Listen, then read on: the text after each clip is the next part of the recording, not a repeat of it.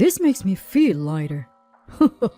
Dad certainly said that, even though it was during the funeral of Mom, who committed suicide after being betrayed by Dad. The cold reality is that Mom left us without ever revealing the truth. "Where's Mom?" Brian, who was 5 at the time, asked, gripping my hand tightly. The portrait of Mom shows her smiling warmly, but I know how much she suffered because of Dad. I'll never forgive him. To let go of Mom's regrets, I, at 10 years old, clenched my teeth and took a stand. Fast forward 10 years. I've slowly cornered them into a living hell.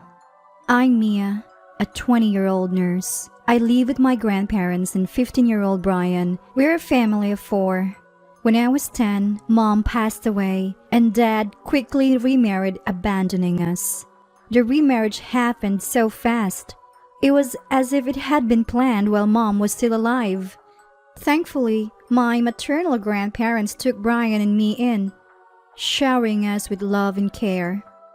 Even as a child, I felt grateful and guilty seeing my elderly grandparents work hard for their adorable grandchildren, and I wanted to start working to ease their burden. Maybe that's why people always said I acted mature for my age. I have a painful past, and I can't forget, and nightmares that still haunt me. Back when I was 10, my parents fought almost every night, filling me with anxiety about what would happen to our family. One day, I woke up to the sound of their arguing. Peeking through a slightly open door, I saw Mom tearfully pleading with Dad. "Going to see her again, aren't you? You have 2 kids, you know. Please, think about the children." Enough! I'm tired of your ugly face. "That's cruel." I don't even want the kids. I'm leaving you for Nancy. "Just get out!" Mom, despite the harsh words, glared at Dad and retorted, "If that's how you feel, fine. But you'll pay alimony and child support. And I'll take this house as part of the property division." What?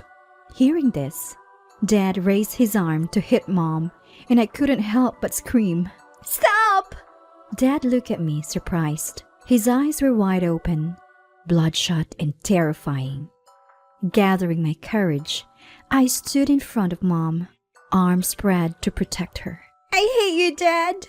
With a click of his tongue, Dad slammed the front door shut and left. Brian, startled by the yelling, had woken up and was crying. Mom hugged Brian and me, breaking down in tears, but whispering in my ear, "As long as I have you 2, that's all I need. I'll keep fighting, even if we divorce."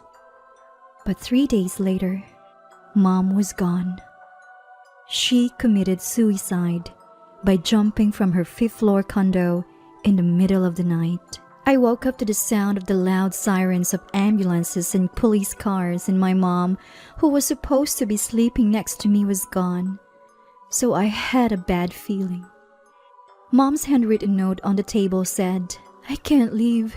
That's why it was determined that she committed suicide.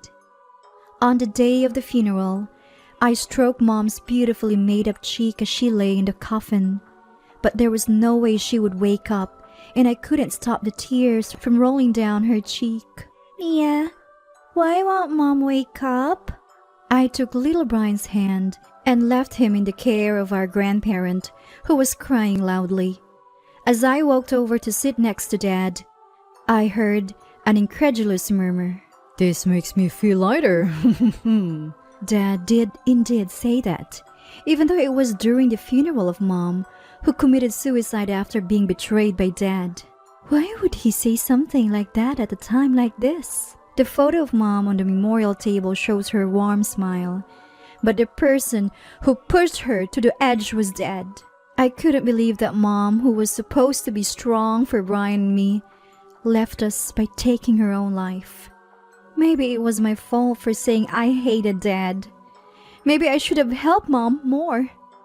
Even though I was young and struggling, Dad had this smug grin on his face. Something's not right. There must be some hidden truth to all of this. That's what I felt, even at the age of 10. 2 months after Mom passed away, Dad introduced us to a young woman. Meet your new mom. Her name is Nancy. Be nice. The woman stared at Brian and me with cold eyes. Mom just passed away and now this? Was this the plan all along? I remember Mom saying during a fight with Dad, You're going to see her, aren't you? "This woman must be that Nancy." I looked at Nancy, bewildered. Living with her is going to be a nightmare. Even those thoughts, I put on my best fake smile and greeted her innocently. "I'm glad to have a kind-looking Nancy as our new mom." But you won't be living with us. You two are going to Grandpa's house. At that moment, Dad chose his affair partner Nancy and easily abandoned Brian and me. Still, I pretended to feel nothing and responded to Dad. "Is it because Grandpa and Granny look so sad? I understand, but I'll miss not seeing you, Dad." When I said something I didn't mean, both Dad and Nancy smirked. Enjoy your laughter while you can. With that silent scream in my heart, I kept my mouth shut. Mom must have committed suicide because of Nancy's appearance. I won't let this go, Mom. Watch me. At 10 years old, I decided to take action to help my mom find peace. But back then, I was just a kid in elementary school. I racked my brain, wondering what a child could do. What I should do. First off, while packing to move to my grandparents' house, I also searched through Mom's belongings and Dad's study. I had a feeling that Mom's stuff might get thrown out now that there was a new woman in Dad's life.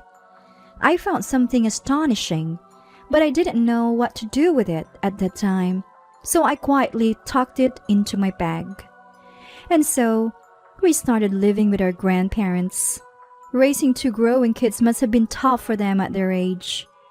Grandpa took a job as a security guard, and Granny started working part-time at a supermarket checkout.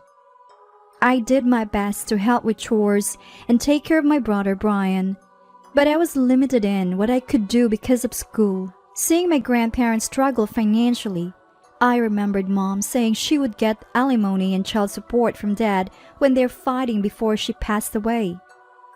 If we had that money, it would make life a bit easier for my grandparents. "Hey, Granny, is he paying child support?" What? Kids shouldn't worry about such things. Granny tried to be vague, not wanting to burden me. But when I pressed her, I found out Dad hadn't given us anything. The grandparents thought they had caused Dad trouble by Mom's suicide, so they didn't charge him anything. Even so, dumping his kids and pretending not to know is just awful. That's unforgivable. I broke open my piggy bank, gathered the coins, and took Brian's hand to board a bus to Dad's office. Once we arrived, we sat down in front of the entrance and started crying. Brian was genuinely scared and crying, but I was faking it. People who looked like Dad's co-workers gathered around and asked, "What's wrong? We came to see Dad. We don't have money, so we don't even have food." The crowd looked shocked, but the most shocked was Dad. Why are you two here? After scrutinizing us, he heard from his co-workers what I had said and started sweating profusely. Fine. I'll give you money now. Go home. "Hey, Dad, what's child support? Is it just $10? Dad, who tried to send us away with just a $10 bill, was met with cold stares from the crowd. No, it's $500. I just forgot to pay Grandpa. So it's $500 for both of us? That's too little." Whispers like raising 2 kids and $500 these days started circulating. It's $1,000 for both of you. I'll send it now. Go home. "Thanks, Dad. If you forget the child support again, we'll come to your office." From then on, Grandpa received child support every month. Dad, however, became the subject of cold stares at work for abandoning his kids and remarrying a younger woman, and eventually quit his job. He found another job, but it paid less than the previous one.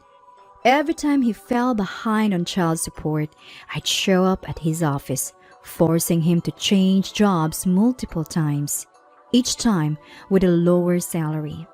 The bad rumors about Dad didn't stop at the office. I also took Brian to the homes of Dad's friends and relatives and pretended to cry, saying, We miss Dad. He never visits. Thus, their reputations worsened, and both Dad and his new wife Nancy became socially isolated. But I wasn't done. I frequently took Brian to visit Dad and Nancy's house for a specific reason. What are you two doing here? We miss Dad. Brian hugged Dad, who looked genuinely happy, and let us in. Nancy glared at us, but I pretended not to notice and kept smiling. As soon as I entered the living room, I looked around and acted excited. Mom used to always be here when we were kids. We were all so close. Ah, the cup Nancy is holding. That was Mom's favorite. Nancy put the cup down with a disgusted look and never used it again. We started bringing gifts for Father's Day, birthdays, and Valentine's Day. As we visited Dad regularly, the tension between him and Nancy escalated, and we could sometimes hear them arguing. That was my goal. Once Nancy shoved me so hard, I scraped my knee. I exaggeratedly cried out, Dad, help! which led to another big fight. Time passed, and I turned 18 and graduated high school. I had received the child support Mom mentioned, but the $20,000 in alimony from the divorce was still pending.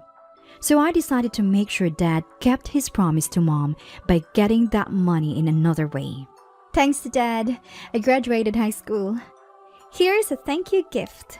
Congrats on graduating. What's this? It's a picture frame with a photo of Dad and me smiling. The photo was taken by Brian just the other day. I'm touched. I'll put it right here. With that, Dad placed the photo frame next to the living room TV. Actually, Dad, I have a favor to ask. I told him that I wanted to go to nursing school after high school and needed $20,000 for it. I want to become a nurse. I think it would be helpful when it's time to take care of our family. I was thinking of our grandparents, but Dad seemed to assume I'd be taking care of him in his old age. He transferred $20,000 from his savings to my bank card, and I was able to cover my tuition and become a nurse 2 years later. I later found out that divorce settlements and tuition are treated differently, but at the time, I was just happy Dad paid. Now, I'm 20 years old, and it's been 10 years since Mom passed away. Brian and I visited Mom's grave and paid our respects. Mom, it's been a long wait. But the day to let go of your regrets has finally come. Watch over us. Brian, standing next to me, nodded in agreement. He's grown so much, even surpassing my height. He's become strong and athletic. Actually, I've confided everything to Brian, and he's agreed to help me with what I'm about to do. We arrive at Dad's house, where we've spent many years. Dad greeted us warmly, but we were emotionless. Dad chatted away even though we hadn't asked him anything. Actually, I divorced Nancy after all the fights. But I have you guys. Let's live together in this house again. Did Dad really think we'd be happy about this? But I knew about Dad's divorce because I orchestrated it. I've been waiting for this moment. Who are you? Mia, what are you talking about? You took away our precious Mom's life. I've never considered you my dad. For the past 10 years, I've been patient, just to let go of Mom's regrets. Dad never expected this attitude from me. His face turned pale and his lips trembled. Your mom committed suicide. Are you trying to say it's my fault? I think there was also a suicide note that said I can't leave. Huh, this is part of that letter? I pulled out a letter that I had found in Dad's study when I was a kid and had kept tucked away ever since. This was a letter Mom wrote to Dad during a time they were fighting over an affair. I get that your feelings have shifted to Nancy. If you agree to pay the $20,000 settlement and $1,000 monthly child support in the divorce, then let's divorce. Please, let me and Brian live with me if I don't have those kids. This letter is torn off here and missing. The next part probably said I can't go on living, didn't it? When did you? I couldn't find it no matter how much I looked after it went missing. Did Mia hide it? There's no way Mom would leave us and commit suicide. I've always thought that. At that time, I was convinced when I saw this. It was your doing after all. When I presented him the evidence, Dad, who was at a loss for words, suddenly burst out into a disgusting smile. Even if the will was a fake? Isn't it true that Mom committed suicide? Still trying to deceive us? I know what you did, Dad. What? That I killed Mom? There's no evidence anywhere, right? That's what proved it.